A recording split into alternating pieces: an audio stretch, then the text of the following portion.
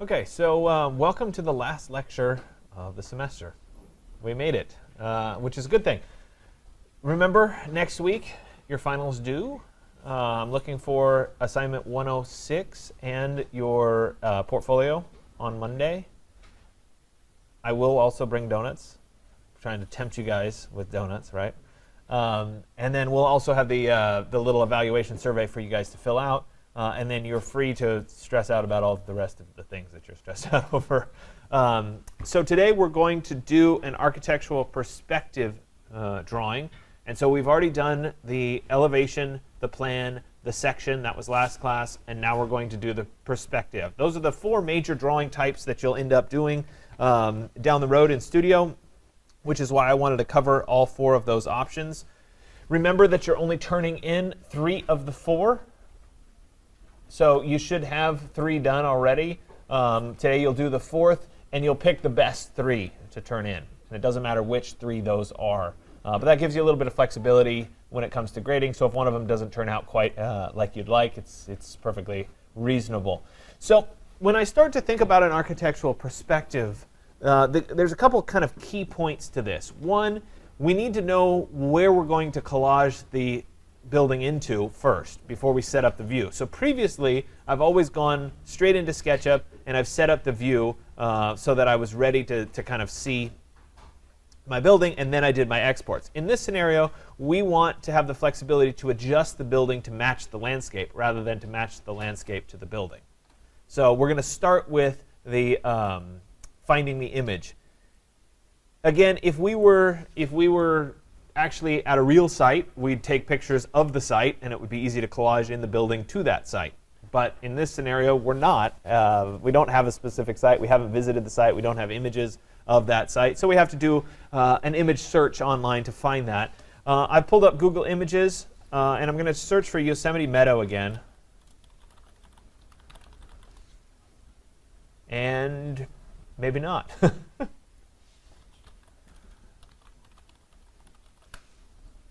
All right, then. Love it. It makes my life so wonderful, right? Oh, yeah, I pulled this stuff up ahead of time saying, oh, yeah, I'll make sure everything's working. Yeah. Nope, we got nothing. So I can't find an image right now, but I do have some on my flash drive from previous semesters, so I can forge right ahead with it, but I apologize. Usually I search for the image first. I actually had a few images from last class that I probably could have used as well. So let's take a look at some of those images.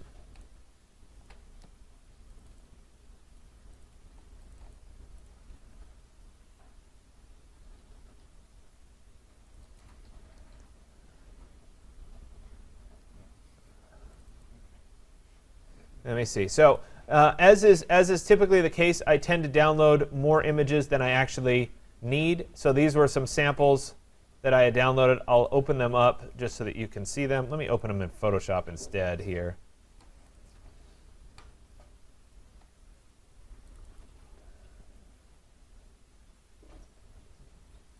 If Photoshop will open for me.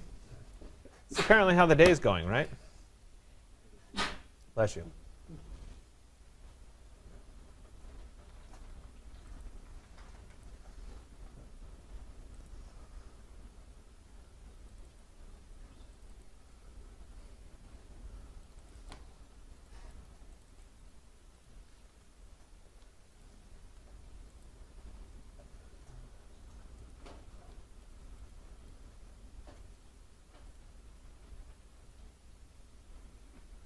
OK, so I opened up several different options here. And I could choose to use any one of these options going forward. The key here is that instead of like the elevation view where we cut off the bottom, now we're going to try to nest our building into the site. And so any one of these would work. This one was shot with a bit of a fisheye. So if we look at this, you can see that the trees are kind of sloping in. If I was going to use this, I need to go into my transform. I have to unlock it here. I'd go into transform and then skew. which would allow me to straighten up the trees on either side like that. See how I'm trying to straighten those up?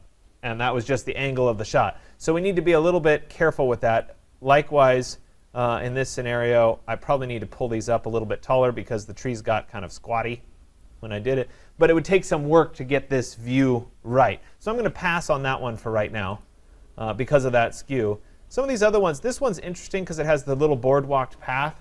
That could be interesting if my building was placed right over here somewhere and that this path somehow wound its way to the building. Yeah, that could be kind of an interesting strategy. This one kind of has scrub grass in it. The scale is such that yeah, it might work out. This one looks pretty reasonable. We've got a lot of foreground grass in here. My building could nestle in at about the right scale. So this one's a pretty good option as well. And so what I need to do is I need to identify the picture first. So it's not going to be that one. And maybe I'll end up doing that one instead. I could see where this one could be interesting. And so once I identify the picture, then I'm going to jump over into my SketchUp model. And I'm going to go into my standard views. I'm going to choose ISO to get myself back into the kind of the 3D view here. I'm going to turn off my section cut so I see the whole building. And then I'm going to make sure that I'm in my perspective view, like that. Now SketchUp has a unique option that's available in the large tool set. So let me go ahead and show that one. I'm going to go to my view and then toolbars and check the box for large tool set here. And it's right here. It's called the position camera tool. It's a little person standing on an X. And what this does is it sets your camera down at eye level. So I want to be looking at this facade of my building. And so I'll set myself maybe there. And it will drop the camera down to be at eye level. And then it gives you this little look around tool that'll help you kind of identify where the correct perspective is. And so I might need to step back a little bit.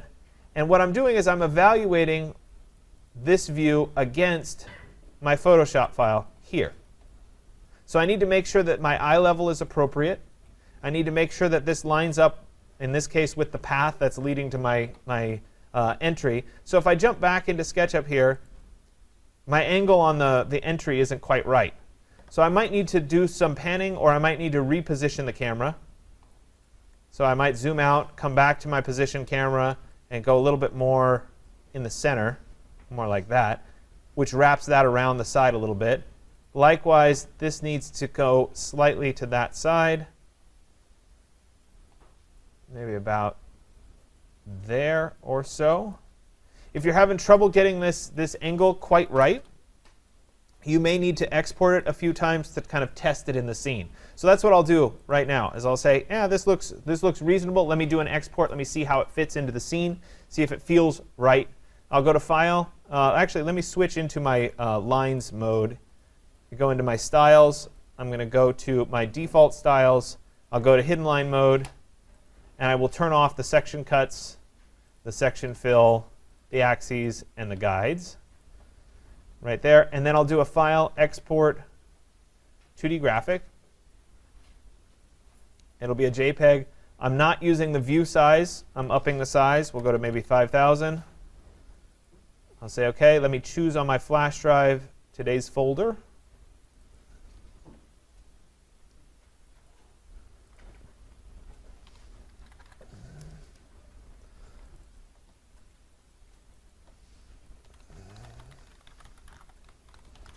I'm adding underscore lines to this export.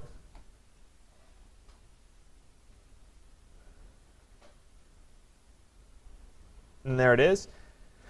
Now I'll come back to Photoshop, and I'll go to File and then Place. So remember, last time we brought in the rest of the pieces. This time we're bringing this in. So let me place embedded and have a look at it.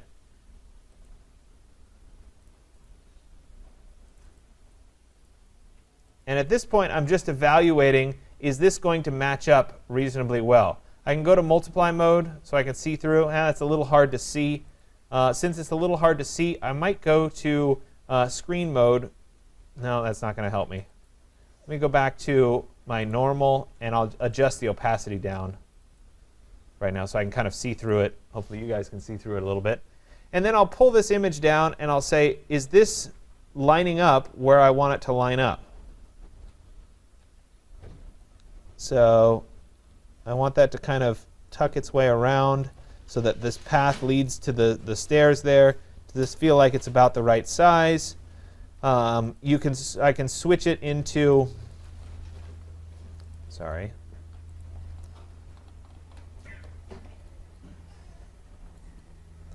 Just go ahead and commit to it right now. Change the opacity back up. I could switch into multiply again and kind of look at it. I can zoom in here. It's a little hard to see, but yeah, this kind of wraps around right as I want it. The perspective seems about right. The building height seems about right. All of those things are important kind of evaluating factors. The building probably could be a little bit taller because of the height of those trees. I probably could go a little bit taller on that, in which case let me go back to normal so you guys can see it here. I'll adjust the opacity down a little bit. Then I'm going to go into transform. So I'll go back to edit and then transform. And let me go to free transform. There it is. And then I can make this a little bit bigger to increase the height of the building. So the perspective was OK. I'm just adjusting the height of the building. So I'm working my way through that. Once I get to the point where I kind of like the orientation, I'm satisfied with my perspective view. I'm going to go back into SketchUp right here. I like the perspective view that I created. Now it's time to save that as a scene because I can go back and repeat it. So I'm going to click the plus sign here. And it's right down here as scene 4. I can right click and say rename scene. And we can call this scene perspective. Like that. And that lets me go back to it and keep doing the exports. So at this point, it's time to go through and do all those exports that we've done on each of the previous scenarios. I'll go to File, Export 2D Graphic. This is the first one, which is lines. I'm going to overwrite it just to make sure that it's correct and that nothing moved. All right, there's my lines version. The next one, I'm going to turn on the Xray. So I'll go to the Edit mode here. I'll go to Face Settings. I'm going to turn on Xray. And in that scenario, it might be beneficial. I'm not sure. I'll go ahead and go to File, Export 2D Graphic. And this one we will call Xray.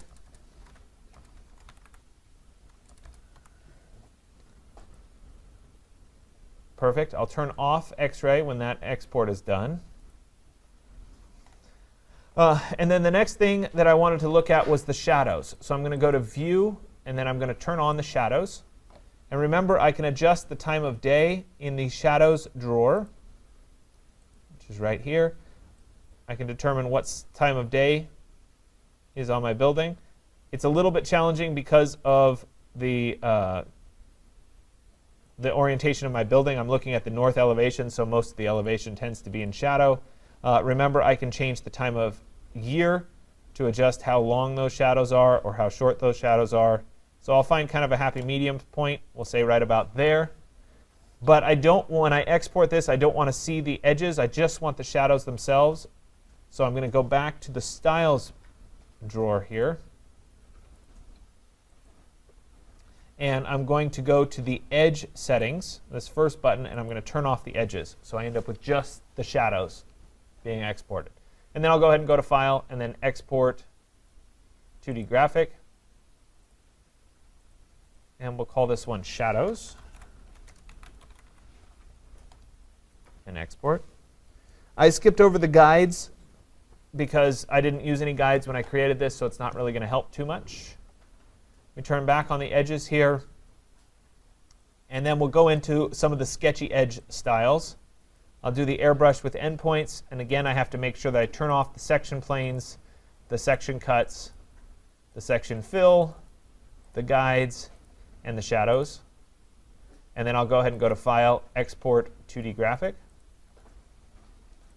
And we will call this one Airbrush. Export.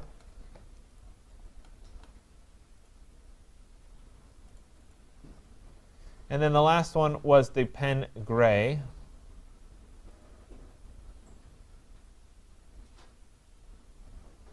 There it is. And again, I will turn off section planes, section cuts, section fill, and guides. And I'll go to File, Export, 2D Graphic, and this one will be the pen. So I got the position set first based on my image. Now, when I go back to Photoshop, I'm actually going to abandon this particular version, and I'm going to open the original lines version. So I'm going back in my strategy to combine all of these together. Could I continue to add in each of the images and use the multiply effect here? Yes. The problem is I resized and I moved and I adjusted, so lining them all up is going to be challenging. It's easier to line them all up fresh and then bring in the background. So I'm going back to the old strategy. In this scenario, I just needed to make sure that the perspective looked right in my scene. So that's why I brought it in this way, so I could make sure that it looked right. Now we'll go back and bring them all together. So let me go to File and then Open, and I'll start with the lines version. Here it is. I'll go to File and then Place Embedded, and we'll bring in each of the rest of these. I'll start with the Xray view, and we'll commit to that.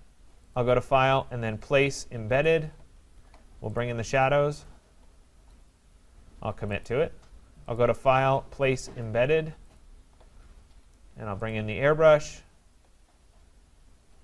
And I'll go to File, Place Embedded, and the last one was the pen. There it is. So all of these need to end up being on multiply layers. So I'll take all of those layers. I held down Shift so that I could select them all at once. And I'll change the blending modes to multiply, which lets us see through and see our building here. Also, the background layer, which is the lines layer, I want to unlock that so that I can use it as a real layer. So I'll right-click on the background layer and say Layer from Background, which will unlock it. This happens to be the lines, so I'll go ahead and rename it for lines in the process. I'm going to go through and rename the rest of these layers for clarity. So I've got Xray. I've got shadows. I've got airbrush. And I have perspective. There we go. So I've renamed all of those layers for clarity purposes. That'll help in my organization. Now it's time to bring in that background image. So I'll go to File, Place Embedded again. And that was in the Fall folder, and it was this one with the path. We'll go ahead and place this one in. I'm going to zoom out a little bit here, and I'm going to change the opacity of that one so that I can kind of see through it as I start to make it big. So we'll enlarge this image a bit. I'm concerned with the path and making sure that the path hits the building at the right place.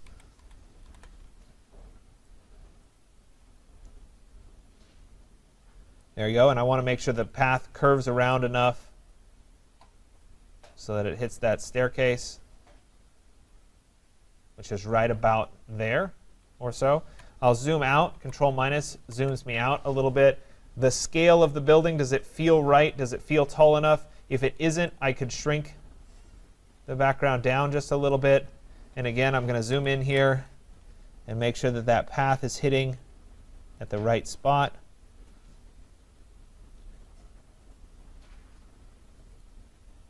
I think right there is about right. So I'm judging based on the trees, height of the building, etc., to make sure that this feels like it belongs in the scene correctly. When I'm done, I'll go ahead and click the box here to commit to it. I can zoom out here for a little bit. Now, some of my image got clipped, so I'm going to go back to the crop tool, which is right there. And I'm going to expand this so that I get all of the image right there. Likewise, I'm going to go ahead and crop down to the sides of this image like that, and I'll crop down here. This only works because I already dealt with all the layers stacking up on top of each other. So I stacked those layers first, and now I'm doing the crop. So there we go. And I can go ahead and I can change the opacity of this layer. This is the background all the way back so that we can see it there. So I'll rename this to be background. So that's set as the background layer. And I'm actually going to move that below everything else. So it's down here at the bottom. So the first thing that I need to do is I need to cut out for the background where the building would be. So I'm going to go ahead and use my magic wand tool right here. And I'm going to be on the lines layer. And I'll select around my building. I also have to hold down Shift and select the upper part of that image because my image stopped there. And with that selected, I can go to the background layer and I can click on Add Layer Mask, which will cut out the background layer. This lines layer also should probably be set to multiply like that so we can see through there. So if I did it correctly, the building should now feel like it's at least in the scene here, which it is. And this is also a good point to kind of evaluate the perspective view. Does it feel like it's about the right size? Is the horizon line about where we wanted it to be? Those kinds of questions. Remember, if I put somebody in the scene here, where would they be standing? How tall would they be? Does it feel like it would be right?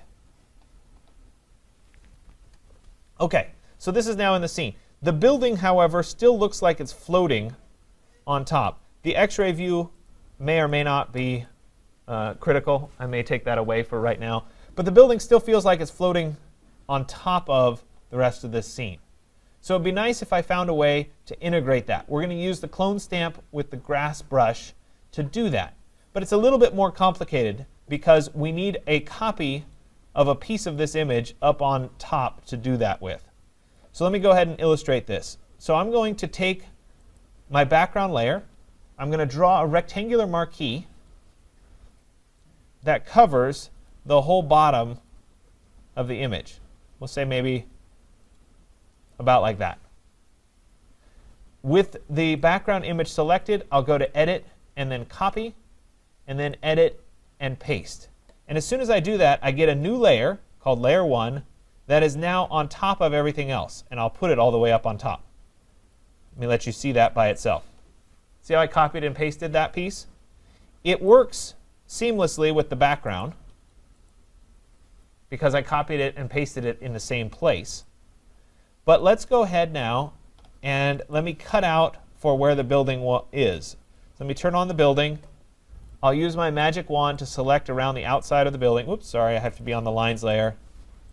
Let me select around the building. Let me go to Select and then Inverse. And I'll move up to my ground here, and I'll press the Delete key. That just cuts out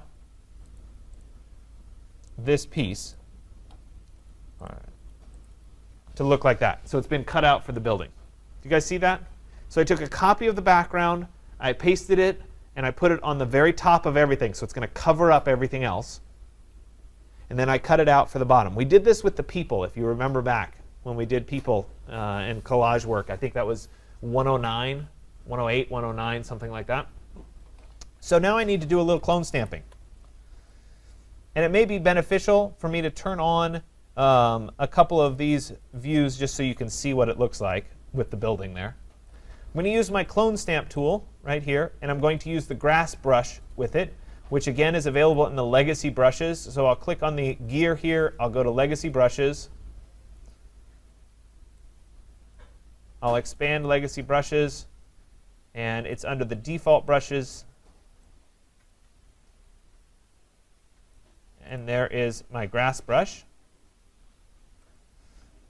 With the clone stamp tool selected, I'm going to copy from down here in the grass. I'll hold down Alt to copy from, and then I should get my grass brush here. Now I have to adjust the size a little bit so it's not too much grass. And then essentially I'm going to cover up the bottom of this particular building. I'll keep going back, hold down Alt because I want to copy from. We're going to copy right over that particular piece. We hold down Alt. We're going to copy right in here.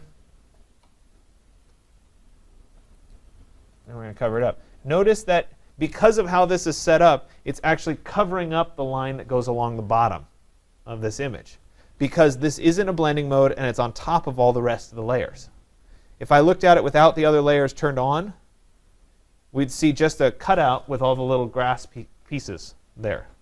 So let me go ahead and turn those back on so you can see my building, and I'm going to keep going and work the grass brush right there. Now if we have a big piece of the building that's receding away from us, you may have to adjust the size of the grass to get smaller the further it is away. In my scenario, the building is relatively parallel to where I am, so the grass is about the same size all the way across the front. Let me hold down Alt to copy from. We'll copy right here.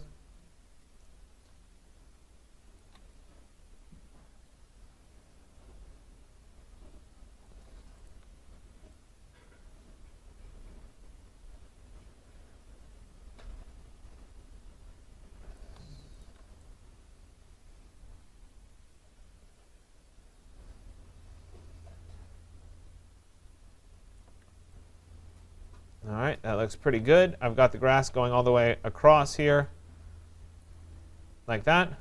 Now, if I were to turn on the background, and we zoom out a little bit, the building feels like it's part of the ground versus sitting on top of it. So here, the building's sitting on top of the ground, and there, it feels like it's embedded in the ground, which is a big part of what we're trying to do, is to get this to feel like it belongs in our particular scene. I want to spend a little bit of time over here on that wood walkway and make sure that that lines up where I want it to line up. So in this scenario, I'm going to do a little bit of touch-up.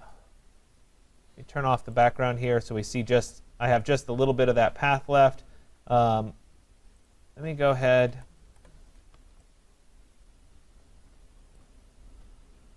And I want it to appear like I'm going to use the clone stamp again, but I'm going to use a regular brush this time. So let me switch over into just a standard brush.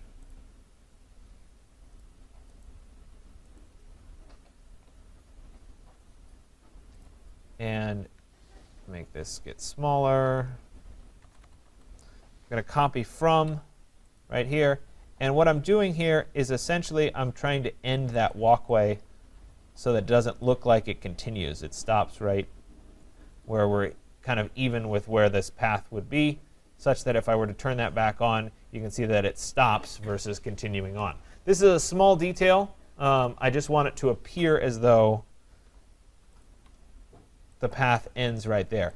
I probably should have made a little bit more of an adjustment to move that over a little bit so that it looked like this rail ended right there as opposed to ending. The other option that I could do is I could hold down Alt, copy from the wood here, and I could add a little return of wood there. I probably need to copy from this shadow a bit. I didn't copy the shadow as part of my original piece when I did my copy, and it's not there. So there's a little bit of an issue there. So at this point, I have my path done. I have my grass done. It's time to work a little bit more on the shadows. So we'll look here at the shadows for a second. I can turn off the grass. The shadows are going to end up needing to be on top of everything because I want the shadows to shine on the grass here as well. The problem with the shadows is they have a hard edge. And remember, in a grassy field, they're not going to have a hard edge. They're going to have a soft edge. So we need to change the shadows as well. So let me turn off everything but the shadows, like that.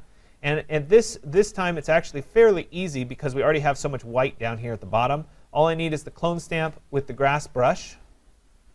So go back to the grass brush here. It's not going to let me work on this layer because it's a embedded image. In order to work on that layer, I'm going to need to right-click on it and say Rasterize Layer, which makes it just embedded completely. And now I'll be able to actually work on it. So I'll go back to my clone stamp. I'm going to copy from here, and I'm going to copy with the grass into the front edge of this particular shadow. So there I am right there. And if we were to look at it against the background, see how we've softened that up quite a bit? I probably shouldn't have had that shadow carry on all the way over the building itself. So we're going to stop that. Let me make this a little bit smaller. This also recedes, so I should make the brush a little bit smaller for where it comes into the building, and then make it a little bit bigger as we work our way out to the front edge of the shadow.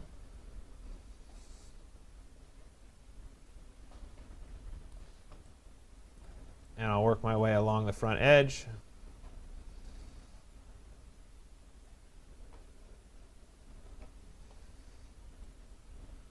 There it is. We need to turn the corner and go backwards here a little bit. So we'll work our way up there, and then we'll work our way along here. This probably needs to be a little bit smaller because it's, oops, wrong direction. Because it's a little further away from the camera. That. Got to go across there just a little bit. Work our way along this edge.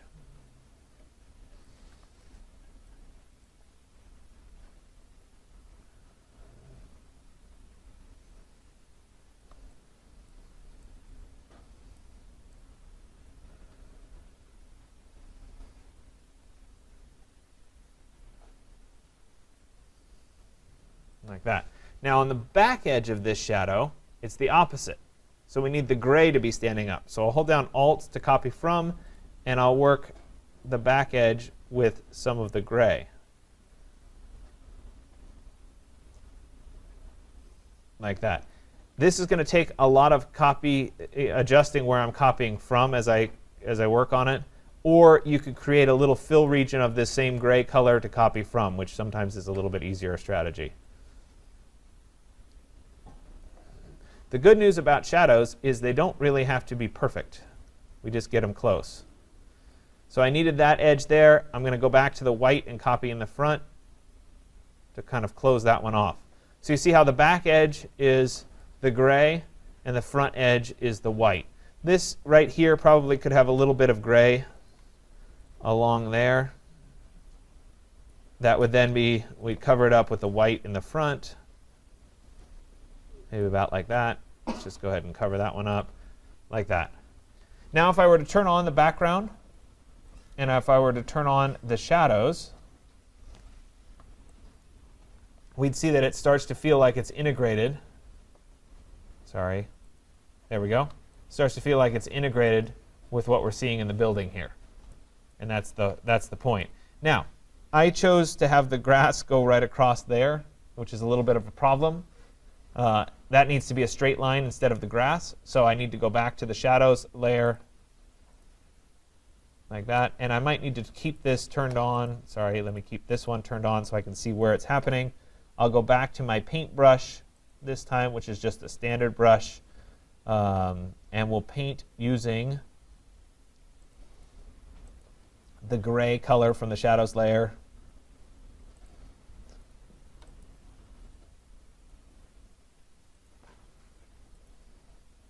That color right there.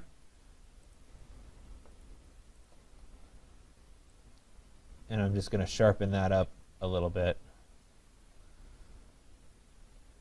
because obviously it wouldn't have grass on the walkway. Something like that. That last one was a little too far. Hold on.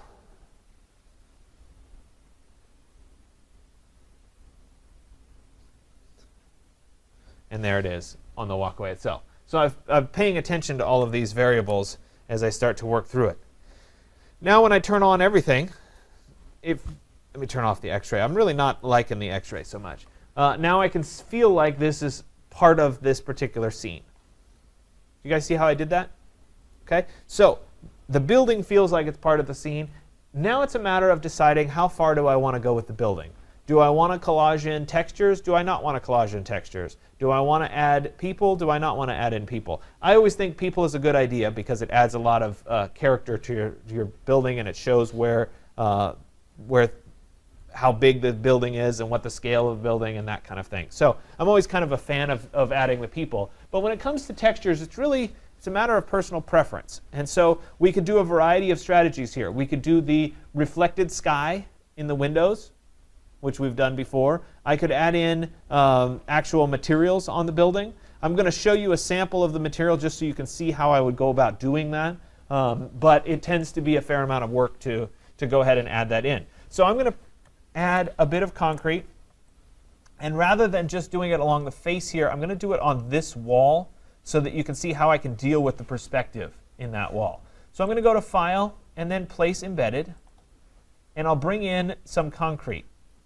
So I have in my flash drive, in my resources folder, in my collage folder, I have some concrete. And I'll use this one because of the pattern. It'll help you guys see it a little bit better. So there is a pattern of concrete blocks, so to speak. It's about like that. I want to think about how many, if I was using this as tile, how big is each one of these on the side of the building? Is my scale appropriate to the building? Does that seem like enough? If it's not enough, if I wanted more, I would need to say that I want some more. I would need to commit to this size, like that. With that layer selected, I'll select all. So I'll go to Edit, or I could just use the Marquee tool and select that piece, or Control-A to select all. It doesn't matter. Then I can go to Edit Copy, and then Edit Paste, and it'll give me another version of it. So I don't have to select directly around it. I just need to be close to it. I can then use the Move tool, and I could line this one up on top. These are tiling textures, so they end up being seamless, like that.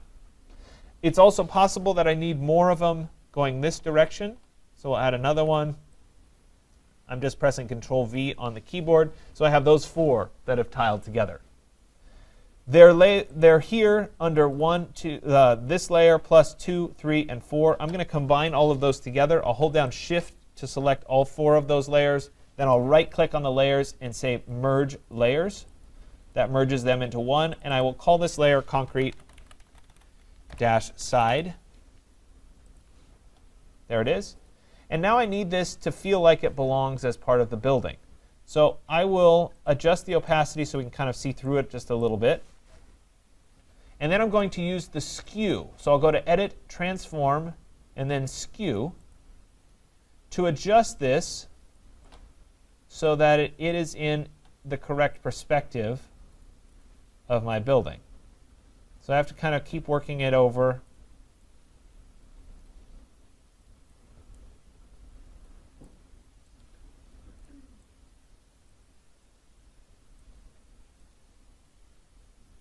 About like that. Sometimes it's useful to use the lines of the building as a bit of a guide. So I have that as a vanishing point. I have this line along the bottom as a vanishing point. And so I'm kind of matching up with those vanishing points there. And if I were to turn this back to being solid, like that, you can start to see that the texture feels like it belongs on that side wall. I have more texture than I really need here, and it's ultimately going to get cut out. But this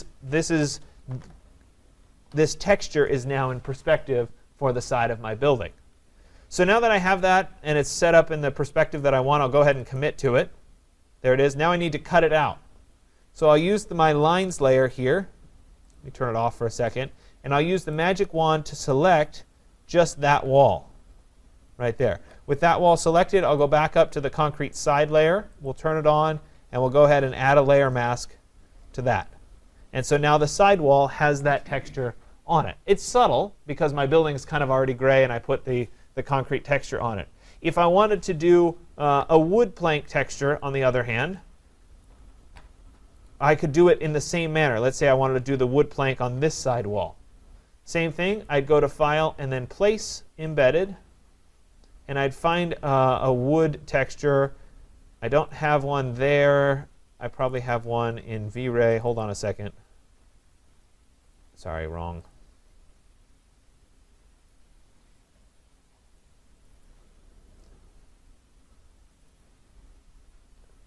No.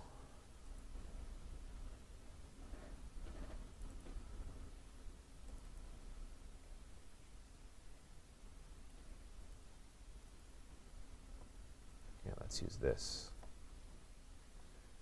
All right, let me zoom this out a little bit. Go. I need to adjust the scale down.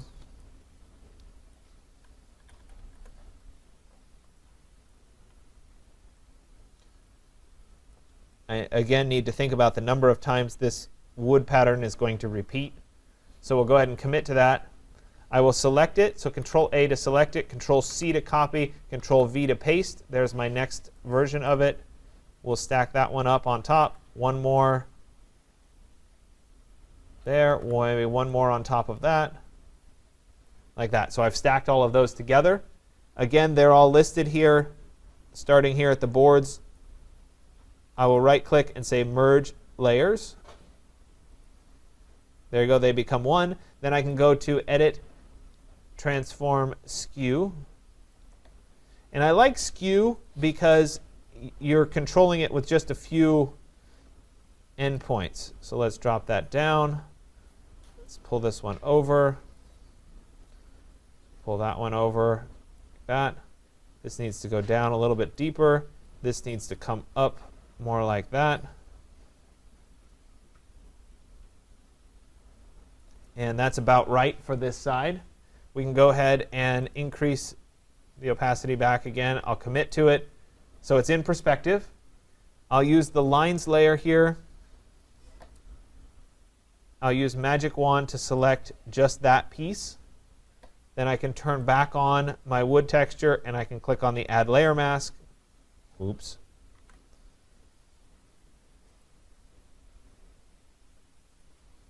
Like that. And now that texture is applied on that side as well. I can turn back on my other layers and you can see it in context. The shadows should be on top of those textures because we want the shadows to apply on top of the textures as well. So you see how I'm starting to stack that stuff up. The sides are more challenging when you start to put the materials on because they're in perspective. Putting that same material, oops, sorry about that, on the front here is relatively easy. Likewise, I could take, now that I have this in perspective, I could copy it, Control A, Control C, Control V gives me a second copy of that same perspective. I can move that, oops, there it is. Stop.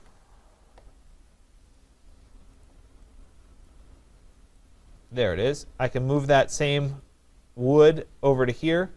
The perspective should be similar. It's not quite the same. It looks like it's too steep because it's moved over a little bit, so I might go back to the skew. And I might pull those sides up just a little bit, pull this side down just a little bit. Kind of have to work them in tandem to adjust that perspective. Not quite enough. There we go. And then I can go back to this inside edge. Let me commit to it. I can use my Magic Wand on the lines layer to select that inside edge right there. I can go back to this layer and click on the Add Layer Mask, and now that has it on it as well. Again, shadows on top of everything else, like that. I'm going to turn off that X-ray view again. There we go. So you can see how this starts to stack up, and I could add those materials as appropriate on the sides of the building if I wanted to. And again, I'm not going to continue on. I'm not going to do it for all of it. I just want you guys to be aware that this is a strategy that you can employ in terms of texturing out your building.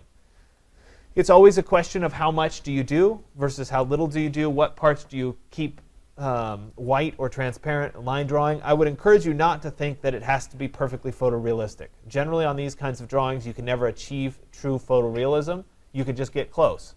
And so if you make your building stand out, that's a good thing because you're trying to show off your building, not the landscape. So as we move forward, it's time to put in a few people. I'll go to File and then Place, Embedded, and I'll bring in some of my people. Again, you guys cut those out earlier in the semester, so let me go in Resources and Collage. I have people, and there's a bunch of different people that I can put in. I used this lady last time. Again, I have a choice, silhouette or actual person. I'll go ahead and put the actual person in. There we go. Couple key parts about this. Remember, her eye level needs to be where the horizon line is, and you can tell, like let's say I put her here walking on the path, she's too tall. compared to my building. It makes my building look small. So I need to make sure that her eye level is appropriate for the building and where she's standing in the building. So the eye level is right about there. Remember, if I want her to be further away, I keep the eye level the same, approximately, but I move her further away, and now she feels like she's closer into the building. If I want her closer to me, I keep the eye level the same and pull her back. So I'm very careful about where that eye level is as I start to establish where she belongs as a person. So let's say that it's right there. That seems about right. I'll go ahead and commit to it. Now she's as part of the scene. She's not integrated with her shadow at the bottom, so I need to pull her shadow in. I'll go to File and then Place Embedded. And I've already have her shadow cut out, so it makes life a little bit easier. And we'll make sure that the shadow gets smaller here. Again, I like to start with the shadow being about the same size as the person.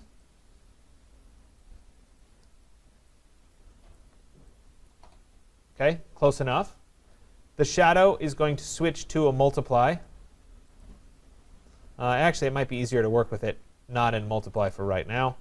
I'll go into my skew, so I'll go to Edit, I have to commit to the size first. Then I'll go to Edit, Transform, Skew. And when I get to the skew, I have to think about where the shadow is. So this edge is that edge of shadow coming down toward us. So I'm going to do the same thing with her shadow. It needs to go over, and I need to work it down.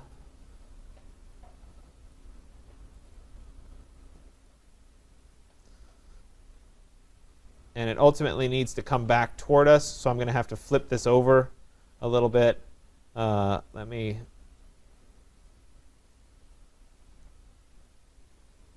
flip it, and then we'll pull this around this direction.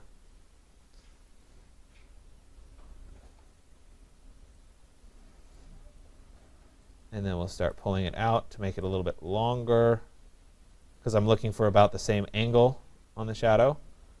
Tighten that up. About there. We'll move it so that it matches up to where her foot is, and that's about right from a shadow perspective. This probably should get a little bit narrower, like that, etc. I'll go ahead and commit to that. This shadow needs to be in multiply mode, so we'll switch over into multiply. Now it's casting on the ground. This end of it is in the grass. This end of it is sharp. So this end on the wood walkway is very reasonable, though there's a little bit of a lip here. So it really should go up and over. So I'll use my polygonal lasso tool, and again on the shadow here I'm going to have to rasterize it. I'll right click and say rasterize layer, and we're going to take this part of the shadow there, move it up for that edge, and then we need to fill in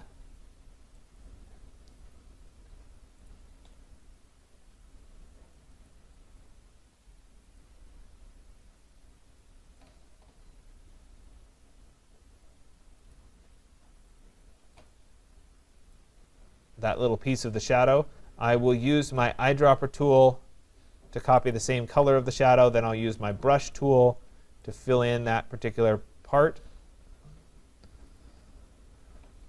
like that. Sometimes you have to turn off other things. It looks like my color didn't quite match. Let me try my eyedropper one more time.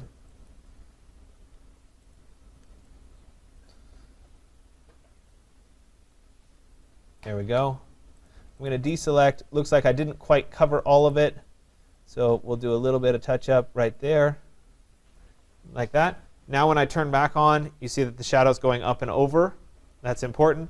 The other thing is, because of this lip, this shadow would be down a little bit. So if we're starting to get technical here, we might as well take this edge of the shadow and drop it down.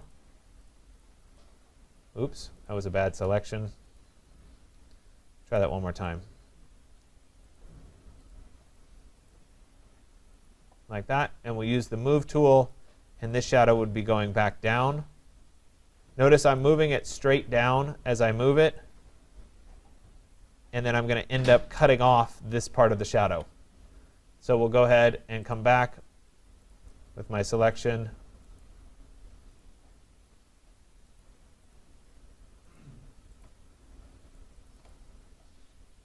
So that I can delete that part of the shadow. The last piece of this is to make the shadow have the grass texture. So I'll go back to my clone stamp tool. Actually, before I do that, let me give myself some region to copy from. So I'll come down here, and I'll go ahead and paint. I already have the color from here, so I can just go straight in and I can paint this. Let's make this brush a little bit bigger. We'll paint that in. Ultimately, I'm going to delete that. Now I can use my clone stamp. I still have the grass brush selected. I'll hold down Alt to copy from, and we're going to copy right along that back edge to soften up that part of the shadow. Copy from.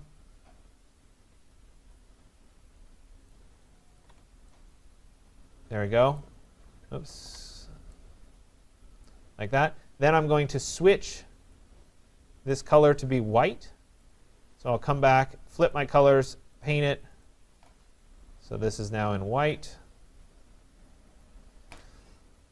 I'll deselect, and then I'll go back to my clone stamp, copy from here, and this time the front edge is going to turn white of that particular shadow.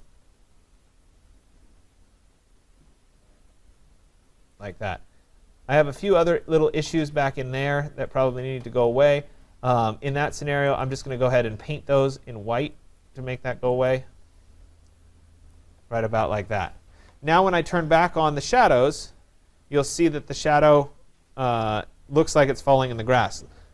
Somehow I have a little bit there that shouldn't be there. Let me go ahead and use the polygonal lasso here, and we will just delete that part of the shadow like that. We've got a little bit more that needs to be deleted right along that edge.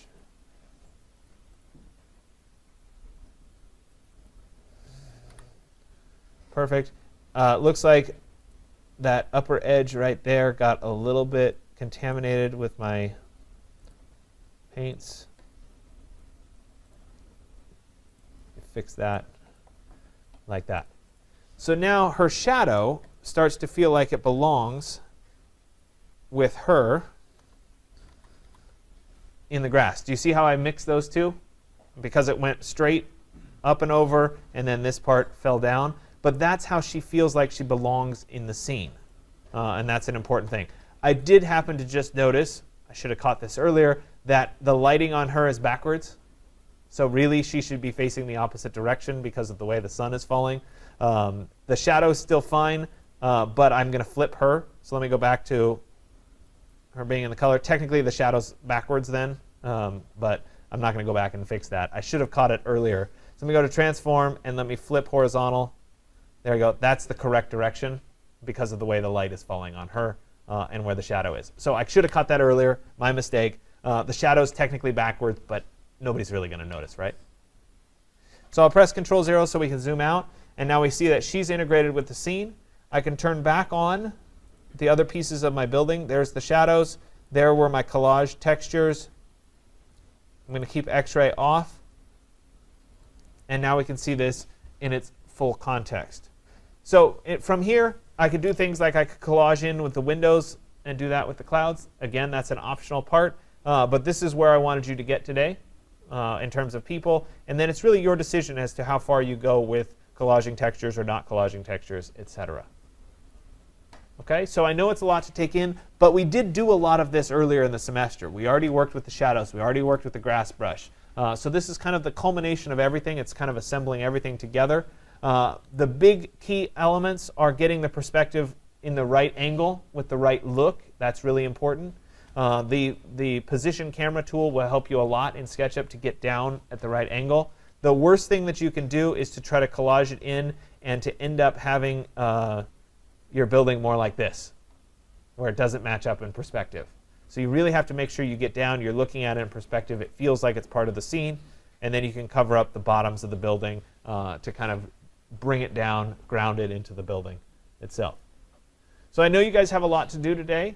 If you decide that you already like your other 3 drawings, you already like your elevation, your plan, and your section, and you don't really want to do this, work on something today and turn something in for the exercise. Don't leave a hole in your assignment or in your exercise. You guys all got your grade sheets last class. That will be your last grade sheet before your final grade, so you kind of know where you are. Everything is due on Monday, but you do have to show up on Wednesday to check off the box that you were here. Other than that, I'll have your grades turned around, I hope, on Wednesday submitted. I think they take at midnight, so you'll probably get them on Thursday of next week. Any other questions? No? I'll let you work.